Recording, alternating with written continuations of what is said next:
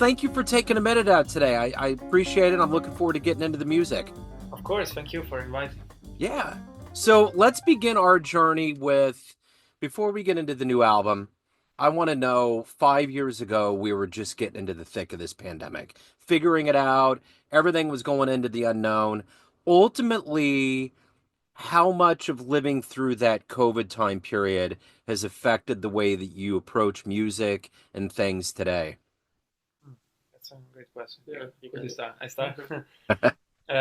It's a great question because when the pandemic started, I was in New York because I moved here in fall 2019 to do Manhattan School of Music to do the master. So I started my first year, and then in March, obviously everything was shutting down, especially in Italy. And I was one of the first students going back because Italy was very bad at that time. So, but I knew that New York would have been the same in a couple of weeks, you know. So I decided to go back, and then I stayed one full year in Italy. So I didn't come back to New York the fall. I was able to keep the scholarship and just wait 1 year because I didn't want to be here in New York, you know, with everything closed and doing classes online. And for me, COVID times were, I mean, I was lucky enough to be at home. My mom was living there, so I just spent time there. And I practiced a lot, especially in the fall. I had a lot of time, obviously. But for me, it was a good time, actually. I mean, I know it was a tragedy, obviously, a terrible period. But as I said, I was lucky to be at home safe. And especially my first year in New York was pretty stressful and it was hard to get used to the city. So the year that I stayed home in my place in Genoa, Italy, was a good time to recover energies and just prepare for to go back to New York. So basically, you know, understand what was not working, plan, you know, and things in life because being in New York is not easy. I think you know it's a city where you have to plan your time. It's very competitive and takes a lot of energy. So uh, it was a good period for me in a way to just reflect on these things and then when I went back to New York, I was more prepared. So Yeah. I would say that. So the, Well, and I know real quick that Italy was a big epicenter. I interviewed a musician named Roberto Magris, and he has ties to Kansas City. And I remember at that time, I think it was April, we spoke, and it was just that it was like the epicenter in America was Seattle, but Italy and Europe was kind of the epicenter. And I remember it was just that had to be heavy to, have all of that going on with your home country. Yeah, no, definitely. I'm from the north, and so very close to where everything started, basically. So I remember that going. I took the flight to Rome, and when I arrived, it was like nobody in the airport. It's crazy. Like it was like nuclear war or something happened. It was insane. But So, so are you from Naples? no, he's from Naples. I'm from Naples. Okay, that's where my relatives came from, Naples to Ellis Island. One half, my dad was full-blooded Italian, so half of the family came from Shaka, Sicily, and the other half came from Naples. So, Wow, from Shaka. I I know yeah, didn't there's a know Shaka. That's that. Domino. From what I understand, if I was to go down there, there's the names all over the place. There's storefronts, and a lot of people own businesses with the name on it, so it's kind of cool. That's good. That's when I saw nice. your last name, I thought about it. But Yeah, yeah, yeah, yeah, yeah. Well, and thankfully, I've been over there a few times before the world got really goofy, before TSA and everything kind of went upside down. I had a pen pal in high school that lived in Castle Fiorentino, a little south of Florence, and their family had like a restaurant pizzeria. So I went down there and I went to Rome and the Vatican and all of that stuff, and it was amazing. Like, there's if I've had previous lives, I know somewhere in there in the lineage Rome's a part of it because I felt so at home in that city. Rome is beautiful. it's Rome Wow, very is gorgeous. it's wonderful. And then I was in the back of a water taxi in Venice on the morning of September 11th, 2001. wow, crazy. Whoa. Yeah. So I just had this guy next to me shooting his arms up, going, Nuevo York, looking at me like I'm crazy because when I was in my 20s backpacking and I just did not contact home. I was just off. I was traveling. So I was like, wait, what's going on? My dad was born in Brooklyn and raised in Long Island. Oh wow. So he had ties there. So when I got on the phone with him finally, he was like, one of the World Trade Center towers fell down. I'm like, wait, hold on a second. What do you That's a mean? a huge structure. What do you mean? Because in '95, I went and visited family and literally stood between those towers. and just couldn't believe how the monstrosity, how big they were. Yeah. So when he said one of them fell down, I was like, wait, that's not adding up. Yeah. And then, of course, everything started. But anyway, I didn't mean to detract from what we were saying. You're So good. You're good. let's I have get. a question. Did you go to Napoli? I went through on a train. I didn't stop, Great. but I should have, and I have every intention of going back. I think I threw a coin in the Trevi Fountain, so hopefully Good. I'm in good shape. Good. Did you make a wish? I think so. That's the thing. I didn't realize when I was there because going to a foreign country, like your mind's already getting wrapped because that was when Lira was around. So I'm wrapping my head around thousands and how I'm going to do the math and the language and all of that. So I was trying to absorb everything, and I'm sure I did make a wish. I made a lot of wishes when I was there. But Good. Nice. my dad had one request for me when I went over there. He said, wherever you go, find a phone book and rip all of the Dominos out of it and bring it back. So I had a stack Whoa. Wow. of pages, and that was before phone books when they were around because I don't think they have them anymore. But anyway, that was so there was a lot of wishes, and I hope I'm thinking I made a wish when I threw the coin in, so I should be in good shape. Successful. Fingers crossed. But so getting back to COVID, how did you get through COVID? How did that work for you? Myself, basically, when COVID started, I was in Amsterdam. I was finishing my master in Amsterdam, the Conservatory of Amsterdam, and everything obviously shut down. And so I finished my master there in online. Yeah. Um, but then in the same at the same time I was accepted at Manhattan School of Music for the next year, starting from September. So I moved to New York in October 2020. So right in the middle The of opposite. the pandemic, I moved to New York when everything was leaving. Everything was shut down. Everybody was leaving. I moved in. So my first year at MSM was weird, obviously, because it was half online, half of MSM, meaning Manhattan School of Music.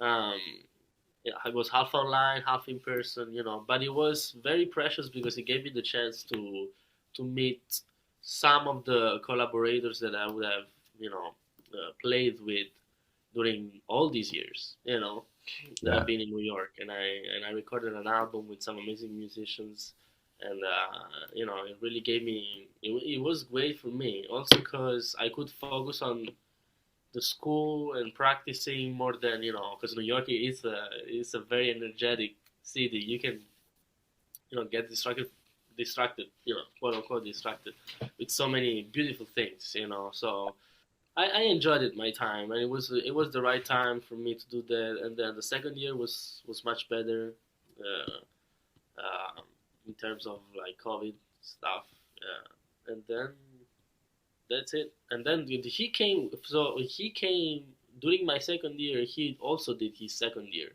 So he started a year before Yeah. me, but then because he took a year off, he went to Italy. Then I did my first year, and then he came back, and we did our second year both together.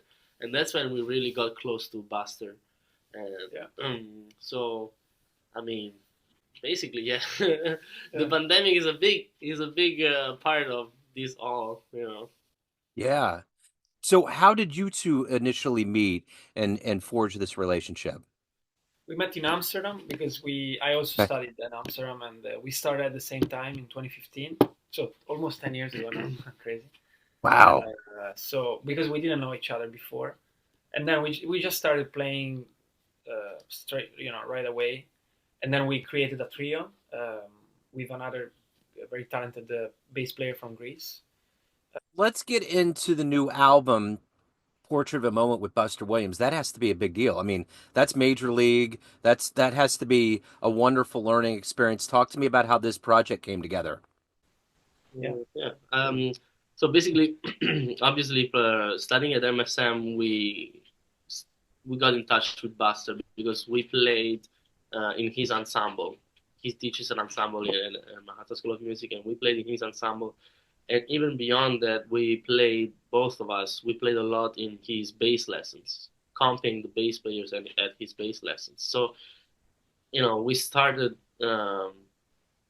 this very beautiful relationship, you know, of a mentor, learning. yeah, learning relationship with him, and uh, and after we graduated from Manhattan School of Music, especially Tommaso started kept going to the bass lessons to comp all the bass lessons every week. So he kept this relationship alive, you know. And I would come sometimes too. We would go to see shows of him in the city and stuff. So I had the opportunity, you know, a couple of, you know, like maybe 4 years ago, I had the opportunity to record in a studio in Brooklyn. And part of the pay of that was that a friend of mine who had the studio said, you know, like anytime you want to record something, you have a day for free in the studio.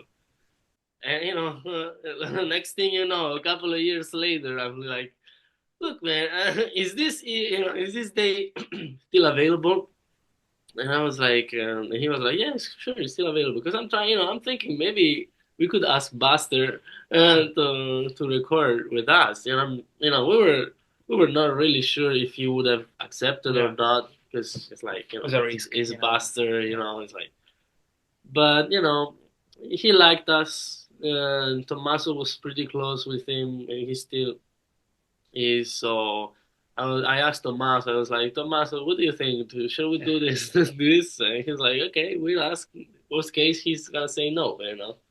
And so he asked, and you know, he was very happy to do it. And he's like, yeah, yeah, of course, yeah, I'm doing it. I'm down, super down. I'm very happy to do it. So we did it. yeah. Right on. Exactly. So, talk to me about your journey into jazz. How did you get into music, and how did jazz become this pursuit to come to America and to get to where you're at today? Yeah, great. Yeah. Yeah, I think we started playing maybe similar age, like as a kid. I think around 5 years old, because my father had a little organ at my house. So, and then when he understood that I wanted to, you know, I enjoyed making music, he bought me a piano. So that's the way I start. I think I remember that the first time I heard this concert, which was like was not jazz, was like boogie woogie, so kind of bluesy piano that I heard in Switzerland when I was maybe 5 years old, and I just loved it so much. You know, one of those things that remains in your memory. Yep. And I remember that I thought, wow, I want to play this music only this style in my life, not even jazz, which was not true later on, obviously. But that was the first time. And then I was lucky to grow up in a family where my father was a music lover, so we had many recordings of like pianists like Michel Petrucciani or Keith Jarrett, or like I listened a lot of this music as a kid, but also rock and other styles. Um, and then eventually, you know, it became more serious. I studied classical music as well for a period. I didn't like it that much, so then I stopped. And then during high school, when my family moved to Genova, I I started again studying classical, which is very important for piano, you know, for technique and sound. And then after high school, I decided to move to Amsterdam because I wanted to do an experience abroad. In the US, it was too early for me Yeah. because, of course, I thought about Berkeley or some of the schools, but I felt that at 19 years old, you know, was a little bit too much to have an ocean apart, you know. So Amsterdam was perfect experience for me. Good scene, great teachers. So, and then New York was the natural step after. Of course, as a jazz musician, you know, New York is the one, maybe the best, Yeah. one of the best. Or I think as a jazz musician, any jazz musician should live here for a period, or just experience the energy. And it's really different story than any other city in the world, I think. Of course. Okay, it's not like the 40s, the 50s, the 60s, Yeah. but still there are these, and mainly because you can meet these musicians like Buster, people that played with Miles Davis, you know, still around. Uh, I saw George Cables is playing at Smoke, you know, like the history of jazz basically is. Sometimes we meet Reggie Workman on the street, you know, basis of John Coltrane, and he's just Yeah. sitting in the subway, and that wouldn't happen in Europe. So yeah, great. Very cool. Similar story for me. My father is a drummer as a hobby. He plays drums as a hobby. So when I was like a little kid, like 4 or 5, I would see him, and at some point I was like, "Dad, I want to play drums too. Looks fun, you know." And so he bought me a small drum set, and then that's where it all started. He was my first teacher. Then I had another teacher, and then by the time I was 12, I was uh, practicing. I was studying with a pro teacher, and then it all went from there. Obviously after high school, I went to Amsterdam as well, and that's where we met. Um, and then we had a similar path. So I did the bachelor there, and I did the master there, and then I did my second master in New York in Manhattan School of Music. Long story short. Right on. So was it always the dream to come to America? Was that always kind of the goal? Back in the Yeah, yeah, I would say yes. I don't know about you. yeah, it was. I lived it more as I followed the flow a little bit more, and I remember there was the time in which me, Tommaso, and this bass player called Kimo, who's by the way his birthday is today. Yeah, so we Today, have to call it. wow, We call it. Ah, We were very close, and Kimon also was very driven, and he still is in different ways. Um, so I think he was the first one who put in my mind, yeah, the thing of like I want to go to New York, I want to go to New York. I was like, oh wow, man.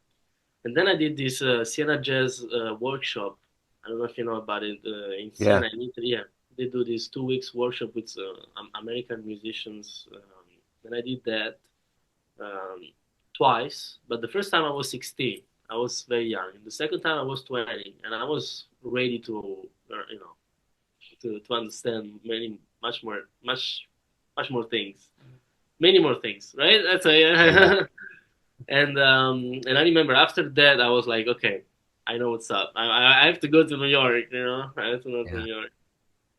So being in the studio with Buster, did you ever pull back and look at each other and be like, "Man, this is happening"? ah, Yeah, many no, all times. the time, man. You just Every time he plays the note, it's like, what are we like? What's happening? yeah, that was very intense experience. It was just one day, so Yeah.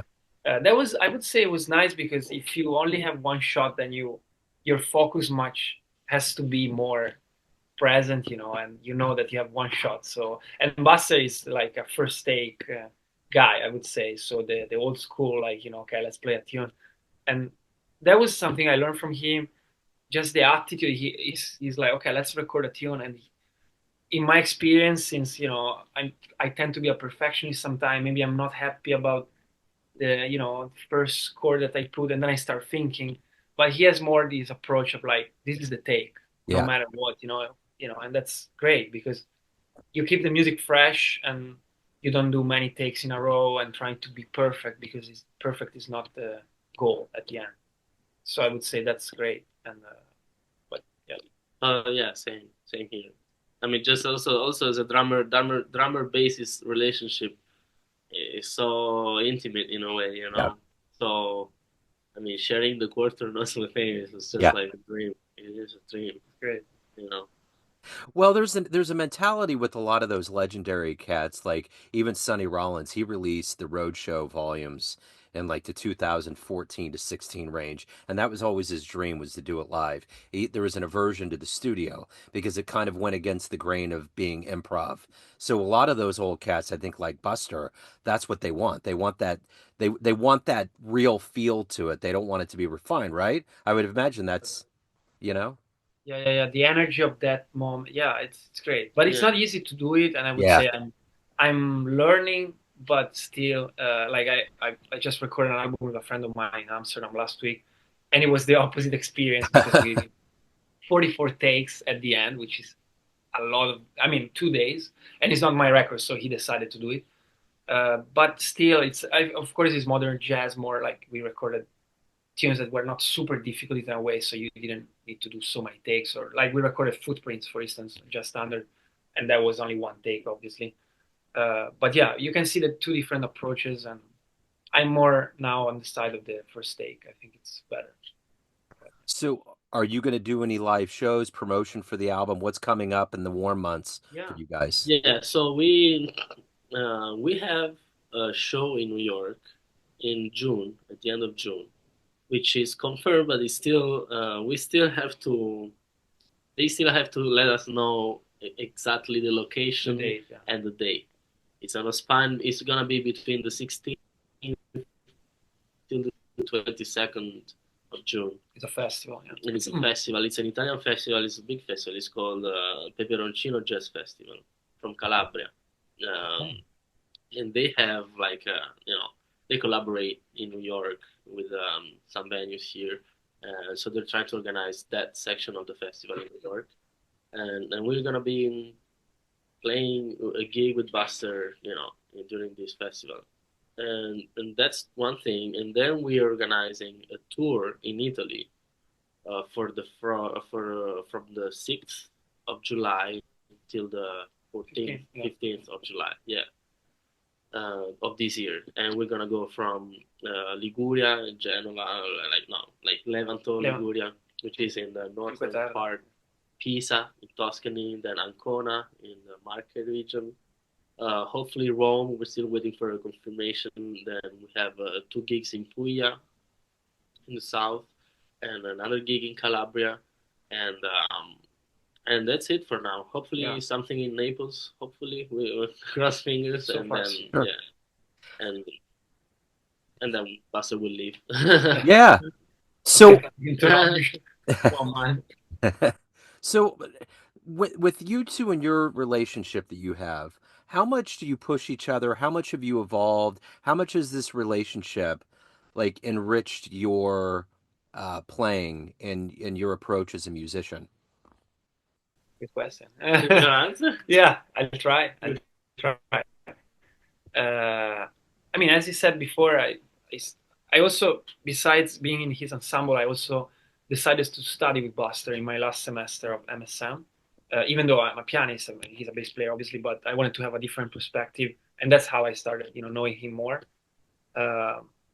And I would say, I mean, I was lucky, to play also his music a little bit, his tunes, and I learned not only from musical point of view, but also life in general. Like, he's an incredible, deep person with so much experience in life, again, not only music. So, and teaching, for instance, just watching him teaching, and he has always something to say specific about that person, that player. And he's not general. Some teachers are like, okay, play a tune. Okay, sounds good. Let's do next one, But Buster always have specific things to say. And he's always, most of the time, he's right. And it's great to see just the way he's present in the moment is so unique to me. Because sometimes, he teaches, I think, sometimes 7 or 8 hours in a row, which can be so long, but yeah. I stay there and just listen to it and I never get bored because you have to be present, because sometimes maybe he asks me, okay, what do you think about that? And, you cannot be at your phone or thinking about something else. And you don't do it because just the energy of the moment, like he's there. And when a person is present, I think everything changes. While so many times in this society, I think sometimes it's not like that because people avoid that connection or now I think, yeah, it's like an old person to say, but everybody at the phone and not communicating. While if we're 3 persons in the same room and really present, really listening to each other, it's great. And, yeah. So I learned a lot from that as well, not only music and specific things. Same for me. I mean, I'm not sure if your question was more related to Buster or for each. It was about you two, but it's also just in general what you learned from other musicians. So that was totally fine with Buster. Yeah. But as far as you two coming together 10 years ago and having this relationship that's been musical, how much has that helped you? A lot. I'll get back to that. Yeah. I want to answer the other part about Buster. I want to mention that I will learn. I mean, I speak for myself. I learned so much, staying around him, just on so many levels, life, music, and just everything. He's also a very spiritual person. Yeah. Just the way he I don't know how to explain, just the way he is, and the intensity and the intelligence, the all that, and the empathy, everything. But the most I've learned from him, it was when he asked us to play in Portugal with his own band, with Steve Wilson on saxophone. So we played this gig after we recorded the album. It was November 2023, and nothing could have been more of a lesson for me than sharing the bandstand with him with his own band. Yeah. And I'm not even talking about just being on the stage, but just from the moment we met at the hotel to the moment we said goodbye after the gig. Everything about that, it was a lesson. The sound check, the way he moves, the way he talks. We had dinner, and they got so deep. It got so deep. It started, okay, when I was playing with Count Basie, I was like, wait, what? What? Like, and then just the way while we were playing on stage, the concert, it was so amazing to see him so concentrated. Yeah. Everything was following the music. It was no. There was no supposed to. Yeah. There was no supposed to do, not supposed to be. Everything is like we're following the music in this very moment, and again, like I learned so much from that experience, and of course, every time I see him, he always has a pearl, a gem of wisdom, But and he never, without even trying, without even trying, he never forces it. It's not that he wants to be. It's like no, he just is, Yeah. But for your part of the question of me and him, I mean, how did this relationship enforce my personal life? A lot. I don't think my personal life would be the same if I didn't meet Tommaso. Honestly, it's true. It's true. I mean, I'm not gonna lie. It would be different. So a lot. I mean, we push each other a lot. I see him. I'm inspired by him.